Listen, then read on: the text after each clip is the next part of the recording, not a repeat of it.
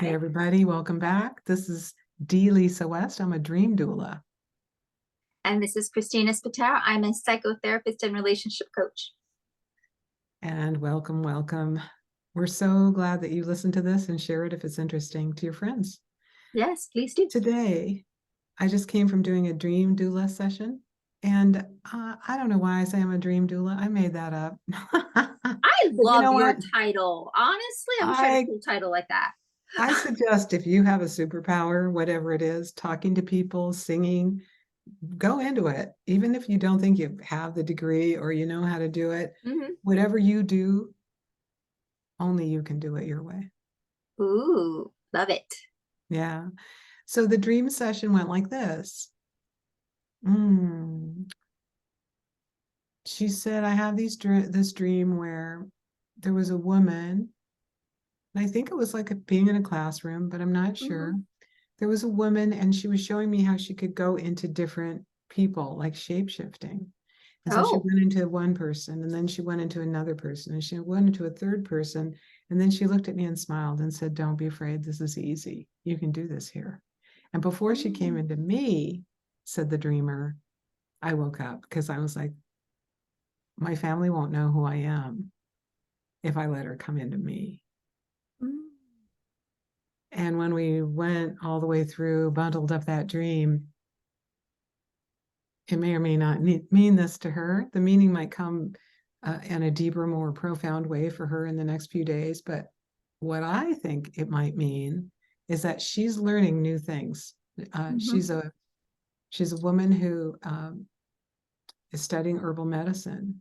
And when she talks to her mother, her grandmother, and her aunt on the phone, they talk about how the great grandmother had healing powers and she was not allowed to use them because of the time that they thought it was black witchcraft and they thought it was dangerous and someone might put a hex on you and all the sort of superstitions that you get from your ancestors. So even though the great grandma had a great gift of healing, she didn't use it. And then the grandma and the mom and the aunt are all sort of saying, don't do that, honey. Don't study herbal medicine.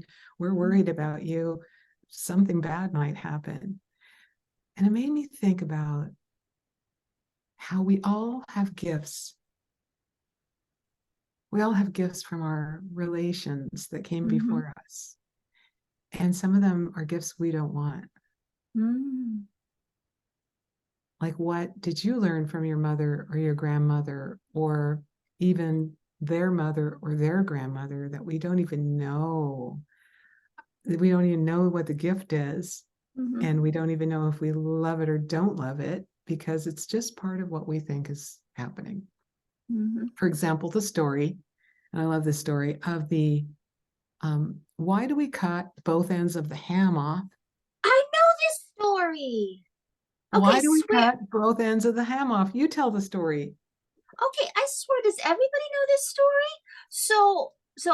Because I swear this was said in my family, and I could have sworn I thought this was a relative that did this. So we were talking, and then my cousin was telling me this story about how, this family always made this ham, but they always cut the two ends off the ham. And so nobody questioned it. Like, this is how grandma did it. This is how mom did it. Like, everybody always cut the two ends off the ham. So they thought, okay, this is what you have to do to make a good ham. And I think one day somebody asked grandma, because they got curious, even though they would always been doing this through the generations, well, why do you always do it? And grandma said, oh, because my pan was too small. Right so on. To fit it in the pan, I had to cut off the two ends. Yeah, it wasn't because it made it better. Yeah.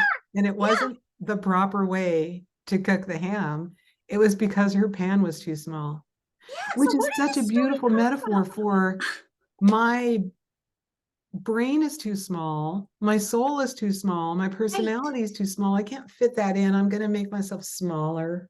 Yes. Because that's what my mom did. That's what my grandmother did. Yes. I remember being told as a kid, be nice. What the F does that even mean?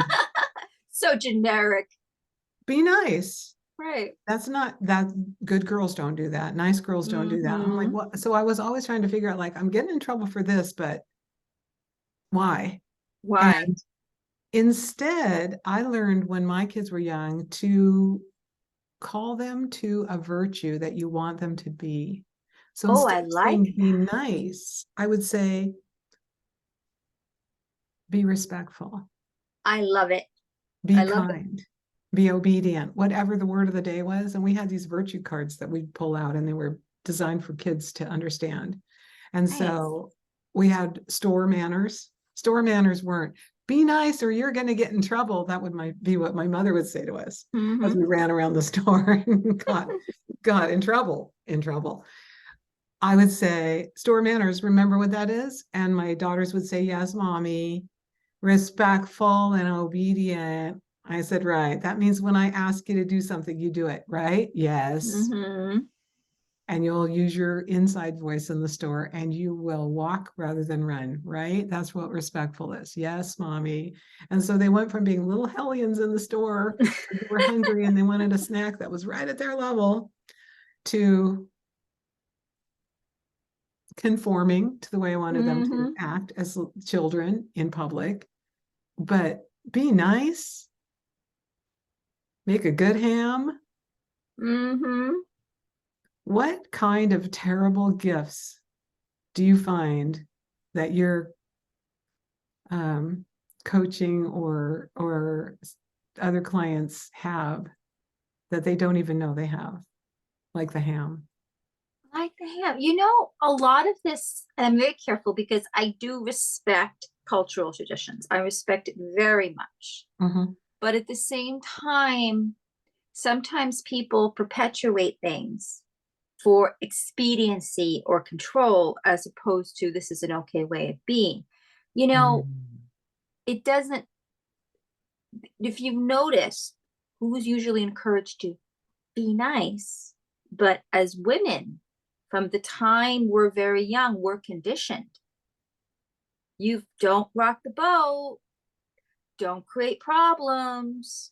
If you talk too much about yourself and your emotions, people will think you're conceited. So all of this messaging. So I feel like behind that though was similar to what this woman experienced with her family, like grandma, oh, better not let the world know you can do this because you're going to get in trouble. You're going to be ostracized. You're going to not be part of the group anymore because that's what it's really about.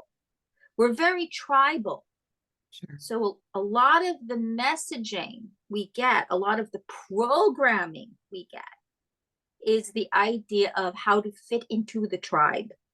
So you will now in ancient times we had to want to fit into the tribe because there's animals and all sorts of things. So maybe we would die if we didn't have the protection of the tribe. But so a lot of that is even to this day where you see people ready to kill each other over honestly different belief system Yes. because it's Yes. a tribal thing. So I think if you extend that to now families, the family cultural thing. So with my clients, a big thing with them is anywhere from, whether or not to get married or whether or not what kind of job you're going to have or the expectation that you are going to do this for the family regardless if it's good for you or not. Oh, That's right. rough. Like the family business. Yes. Mm. Yes. Or even just what the family expectation is, especially if I have parents and this messaging comes through a lot, like I sacrificed for you, I did everything for you, how that you kind of like the expectation almost like you owe me this. And this is where it's really tricky. You can both appreciate the sacrifices your parents have made at the same time you deserve to be your own person. You deserve to chart your own path, figure out what works for you, and live the life that you are intended to live in this life. That's so beautiful. Beautifully put. Because maybe you don't fit into the family and maybe you don't do what the family wants. And can you be free and still have the love of your family? Maybe Yeah. not. Right. I mean, there are many black sheep who are just living their life and the family doesn't like it, but it's Exactly. not like they're being bad. Right. They're not being bad girls. They're No. just being authentically themselves. Exactly. I Exactly. also think that I like your idea of being thrown out of the tribe is a death sentence. So we're Hmm. afraid of it from prehistoric times. Hmm. And also from not too many hundreds of years ago. If you were a healer, a midwife, or really a woman who did that kind of work, you were possibly a witch and you Hmm. were possibly tortured to say you were a witch and then killed. Exactly. And so many women right now are standing in their power, learning how to do ancient healing techniques, learning herbal Hmm. medicine, and there is a part of them that's afraid Right. based on the collective consciousness of don't say it or you'll get killed, don't say it Yes. or you'll die. Yes. And you probably won't get killed for being a witch right now. I mean, I can't guarantee it, but it's not like somebody's going to come drag you out of your Hmm. house and burn you. Not in Ojai or Seattle or New York. The the whole idea that women are stepping into their power now as healers, Hmm. men and men too, Hmm. and realizing that herbs can heal us, that Hmm. energy can heal us, that all these things that were forbidden to talk about that people used to do naturally are Hmm. natural, Right. like dream Absolutely. messages, Yeah. natural, another way of knowing, Totally. meditation and mindfulness, normal, another way of Hmm. knowing, herbal healing. Yeah, where do you think all the regular medicines came from? Hmm. They were I originally mean, herbs, people. yeah, first it was herbs, and then they decided to make that herb in the laboratory and give it to us. And so everything we need is all around us all the time, Yeah. but we might not know it because we might think we have to cut the ends of the ham off. Exactly, because we think that it has to be done this way. And also keep in mind as people step into their power, the ones that are in power are terrified of that. Mm, Think about that. And that's where, whenever you have somebody pushing against somebody else, fear is such a primal emotion. It is what drives us because, again, the brain is protective. So it's all about making sure we don't die. So when people push against maybe those who are trying to get more into natural medicine and stuff like that, it is threatening somebody who has power in some way. It's threatening somebody's money. It's threatening somebody else. So they feel something is at risk and they're going to push back. yeah, yeah. I mean, if you can't charge for it, it's not real, right? It's not real. Or Whenever and somebody is against something, like not necessarily, I mean, of course, certain moral things, absolutely, like, caring about human lives and not hurting people, human animals. But when you are pushing against new ideas, what is it you're afraid of? Because there's fear in there.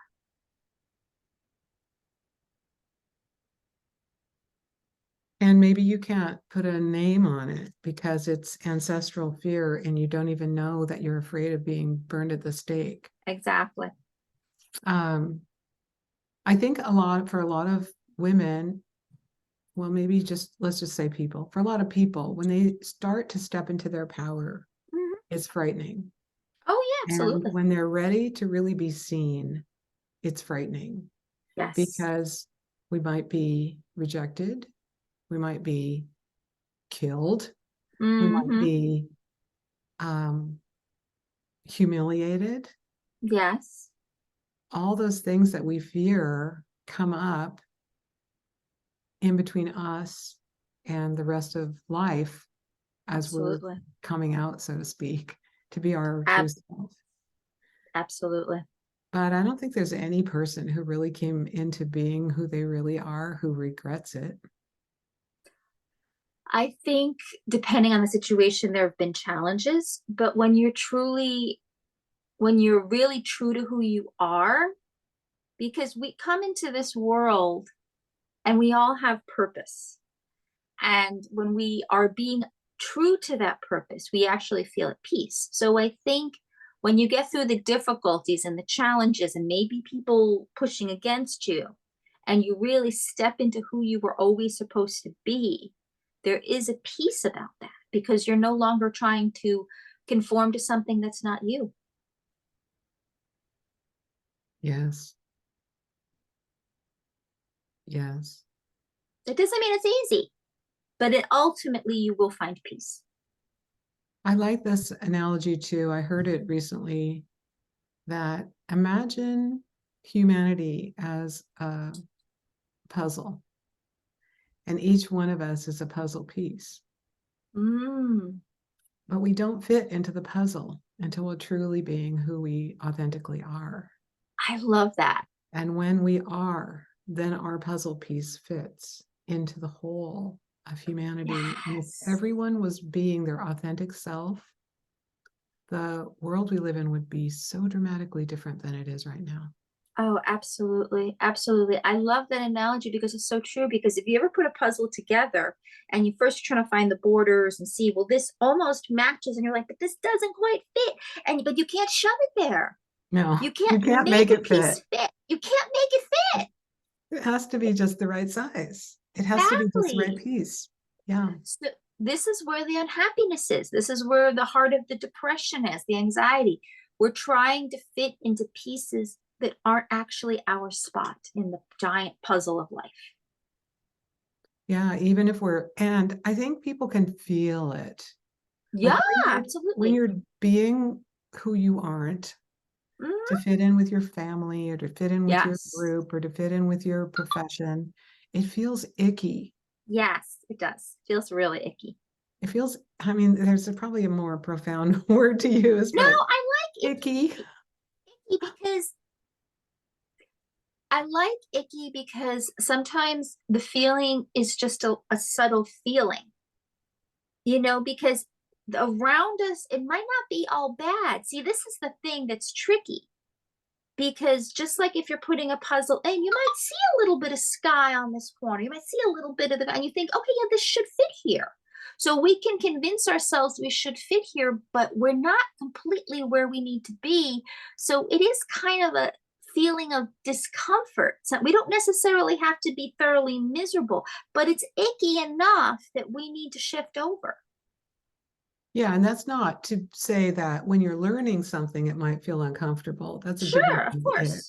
Yes. No. Yeah. Because there's anytime you're learning something new or you're doing something new, you will have anxiety, you will have fear. That's natural. But I'm talking about where it just doesn't feel right. You can feel it. It's like and this is another thing too, learn to trust our intuition. Because, I always say the most honest beings in this world are children and small animals. Oh, no kidding. When they like, when they don't like, they don't like. And it's pure instinctual. But as we get older, we're taught not to trust that. But in a way, and I'm not saying, first impression is always correct, but when we get a feeling, we get a feeling. And we need to learn to trust that. Mm-hmm. Yeah. And so on the one hand, I think it might take a good therapist or workshop to really drill down into what are the gifts that you got that you're still working with that don't serve you anymore. Like for me, I did a ritual for the last full moon, and I wrote down thank you for these gifts to my female ancestors. And I said, but I'm no longer willing to. Then I laid down all the things I'm not willing to do anymore. Like the man's more important in the relationship, or I put my heart's desires aside to do something for my children, or Mm-hmm. I don't believe I can have a beautiful life, so I don't even try. Body shame, all these gifts that people don't even know they're giving us by being our elders. And as little kids, Mm-hmm. we just think, oh, I guess that's how you adult. I guess that's how you're a mom. I guess that's how you're a wife. Mm-hmm. And as we look around in the world, maybe we see other families that we would admire more and we want to be like them. But we also see our own family and try to fit into that family puzzle, so to Mm-hmm. speak. And unless you're the black sheep, you don't try to make waves, you don't try to change things, you just like do it that way. Yeah. Maybe that's not your way. Maybe that's not your way. That's right. Yeah, Yeah, so so, I invite the listeners to think about something that they might be doing just automatically mm-hmm. that they don't like doing anymore, Mm-hmm. and to ponder perhaps where they got that message Mm-hmm. and thank that ancestor and let it go. Yeah, I like that, because Mm. ultimately it's about figuring out who you are and what you want to do in this life. And keep in mind, you might have gotten gifts or messaging that can serve you in a way, but it's got to serve what's right for your life. So it doesn't mean you got to throw everything away, but of the gifts you've gotten, of the messaging you've gotten, which resonates with you, not because you've been told or conditioned, but because this is serving what you feel called to do in this life. And because this is such an unconscious thing, how do you think people can catch what it is that they don't like anymore? So, how do you catch it? I'm being so touchy feely today, but I really want you guys to get back in touch with your feelings. I was having this conversation with a client who's very intellectual, smart guy. And I was actually encouraging him to tap into the feelings. Mm. You must, because, unfortunately, we have done this thing where we've separated intellect and feelings, or somehow being emotional is considered not good, or we're going to be too emotional. But if you manage both together, this is why we have intellect and feelings. The feelings give us the sense of what to do and what's next. The mind gives us the roadmap for how to get to it. Right. So you would have an emotion, or actually maybe even a body sensation. Right, right. I remember years ago, I was working in a job that I really didn't like, and I always thought they were going to fire me. Well, guess what? They eventually did fire me. But while I was working the job, I was working with a life coach. And one day he Mm-hmm. said to me, I was like, oh, my back I can't figure out what's wrong with my back. It just cramps up and I do just this and that. And there's nothing. And he's like, my dad had that problem Mm-hmm. until he quit his job. And then his back got better. And I was like, that's bull. I'm not gonna, but I'll Mm-hmm. tell you what, when I didn't have that job anymore, my back pain eased a bit. Yes. And then when I didn't have the boyfriend anymore that I was dating, now my back is great. There you go. Our body, there's whole books about this. The idea that trauma, pain is literally trapped in our bodies. I mean, we are a holistic being. Yeah. Honestly, what we feel, what we think, our physical stuff, it's all tied together. And if you listen to your body has some pretty strong answers of what it does and doesn't want. But the problem is we ignore it. Yes. We ignore it because we think, well, I have to do this, or I don't have another choice. I can't tell you how many clients I've worked with. They are fundamentally unhappy in a particular area, but I can't change. How come? Now, granted, yes, there's certain realities that it makes it harder, but hard is not impossible. So I have worked with many clients who their bodies and minds were screaming at them, get me out now. And it's taken some time, but we come up with a plan for what are you really being called to and how to do it. You know, the idea of what lights you up inside. Yeah. Yeah, the idea that, which is a little bit of a trap, that you could do what you love and the money will follow. It Hmm. doesn't always. Sometimes No. you do what you love on the side Right. and you're happy and you have the job that brings you the money. I mean, we do have to pay rent and buy food and Mhm. things in this human life. Of But course. not doing what you love, the Right. price tag for that is unhappiness and ill health. Hmm. Absolutely. Absolutely. You will pay for that. You know, when the pandemic happened and we had this pause, for some people, I can tell people told me, I didn't realize how much I needed this pause. Mm-hmm. Because when they weren't like going on the rack, they're just like, oh wow. I mean, this is why you saw people make major life changes, major career changes, major relationship changes, because they're like, oh wow, yeah, no, wait, why am I doing this? Yeah, really, I don't like that job. Why am I going back? Yeah, like why am I I doing don't like those pants that zip up. Why am I ever wearing them again? that? Why am I ever Etc. doing that again? So look, I I'm a realist. I know we have reality things to do, but you still need to listen to hear.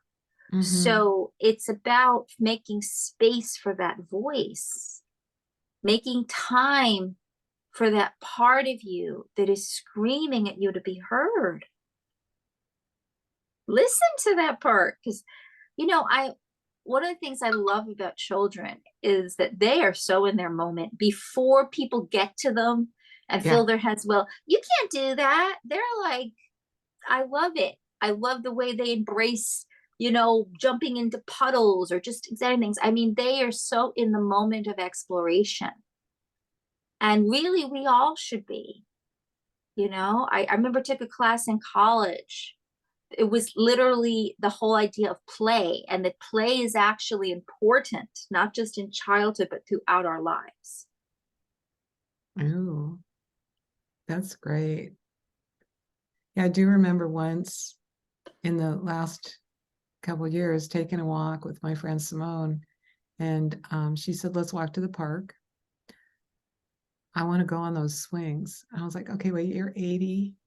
You want to swing?" She goes, "These swings, these are made for old people. See, they have special seats. They're actually the kind of swing that you could buckle in a toddler Oh, who was maybe disabled with their body a little bit. You could get them into this space and buckle them in oh, I love hard that. seats." But she thought they were made for old people. So whatever, we swang on the swings, swung on the swings. Anyway, we had a lovely afternoon in the park swinging, looking up at the sky, Mm. talking. And I thought, okay, why did I think that was weird? It was super Yeah, fun. exactly. Very fun. So yeah, if you're an adult, I suggest you go find a kid to play with because that will be your excuse for being at the park swinging. Exactly. Or you know what? Be brave and go swing on the swings. You have nothing to be ashamed of. Right on. Go There you swing. go. Go on the Go twirly swing. thing. Go for a hike, go start a class that's creative, like make some pottery or go paint a Mhm. painting or learn how to sing or do something creative to make that makes your heart sing. And Yes. even if you think your family won't approve of it, in fact, maybe especially if your family won't approve of it, go do that. Do it anyway. Right on. Okay, I didn't hear a movie yet. Do you have a movie for us? Okay. So when we were talking, I was thinking of a couple of movies. So one of the movies, especially when we were talking about parents who said, well, you owe me this. Yeah. I was thinking of the movie from the 1960s, Guess Who's Coming to Dinner, with Sidney Poitier Mm-hmm. and, you know, Spencer Tracy and Katharine Hepburn. Now, the main plot of the movie is that this Caucasian girl brings home her African American boyfriend, and again, and her parents are actually liberal, but even they are having issues with this. So the whole premise of the movie is, well, they're going to make their lives harder, all this. But what's really drawing me to this movie is this scene where the Sidney Poitier character, his father is fighting with him because his father is feeling you are going to make your life harder. Why? I did not break my back all those years to make sure you had the education I didn't have, to make sure you could have a life I didn't have, just so you could throw it away on this girl. Mm-hmm. Right. So that And thing we were just talking about, fit in with the family, do what they yes, expect or not. yes. So I loved Sidney Poitier's comeback to the father. He said, he's like, I don't owe you. You know, he said, yes, I appreciate what you did and all that, but I don't owe you. And, you know, you did what you did. And if I have a son, he won't owe me. Mm. Mm. Oh, that's so beautiful. Oh, how many of us parent like that? I think most people do expect something from their children. Yes. They Look. either expect them to behave in a certain way, do a certain thing. My family, we were all expected that when my mother got old and sick, we would take care of her. Mm-hmm. She told us this often. When I'm old and Mm-hmm. sick, you'll take care of me, right? Mm-hmm. Sure, Mom. So this is where it gets tricky. When you bring a human being into this world, and I know what I'm saying is going to be controversial to some parents out there. It's not about you anymore. It's about this human being who's meant to have whatever life they're meant to have. And if you do it right, they will be there for you. They'll visit you at holidays, but they don't owe you. They should respect you. And if you do it right, you'll have a loving relationship with them. But the things they do for you should be done out of love, not out of I owe you. Because let me tell you, you don't want someone doing something because they're being forced to. That's not the person you want in charge of whether or not to pull your plug. No, no. And that's not the person you want to come to your family dinner Mm-hmm. because they're resentful and they're just showing up because they think they have to. Exactly. Yeah. I think there's some quote that I can't quite pull all the words together right now, but it's something about children aren't here for you, that they're just here for a time and you're here to watch them fly. I'm Yeah. totally paraphrasing, but you probably have heard that. Yeah. I have heard something like that. But it's true. Yeah. So again, I know there's people out there that disagree. Please, understand this is a separate life that is coming into this world. It's Hmm. not about you anymore. It's about them. You had your chance to be whatever it is you wanted to be, to make whatever choices you wanted to make. Now it's their turn. Right. And for the parents listening now, it's not too late to Yeah, be the person that you always wanted to be so that you can show that to your kids. I've seen exactly. many parents, while their kids were growing or even after they've left the nest, Mhm. fall into the things that they love to do, like become an actor or become a potter or become a Right. painter or do those things that they always love to do. And Hmm. while their kids watch them with curiosity, they're like, wow, Mom's pretty happy. She's at pottery Hmm. again. Good for her. Yeah. So, yeah. And you can let those things go that don't serve you anymore, that you inherited from people that you might know and people Hmm. in your lineage that you might not even know. They say sometimes the gift comes down 20 generations. You think Yes. back what year it was 20 generations ago. I don't probably want any of that local knowledge to get into my modern world right Hmm. now. Hmm. Yeah. Well, thank you, Christina. As always, it's lovely chatting. Lovely And chatting with you too. And thank you. And please, everyone listening, parents out there, please don't be offended. You do an amazing job and we admire your sacrifices.